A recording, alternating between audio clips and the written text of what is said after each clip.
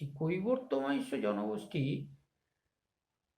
পশ্চিমবঙ্গের কম বেশি 70 থেকে 80টা বিধানসভায় অ্যাবসলিউট মেজরিটি অর্থাৎ মোর দ্যান 50% ভোটার রয়েছে।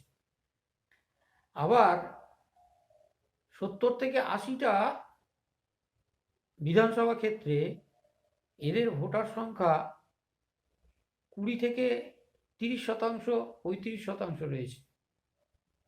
এবং ওভারঅল বিশ্লেষণ করলে দেখা যাবে পশ্চিমবঙ্গের 294টা বিধানসভার মধ্যে কম বেশি 180 থেকে 200টা বিধানসভা ক্ষেত্রে নির্ণায়ক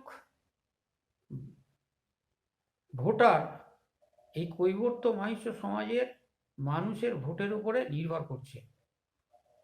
এরা যেদিকে যাবে, অর্থাৎ যে রাজনৈতিক দল পশ্চিমবঙ্গের কৈবর্ত মহিষ্য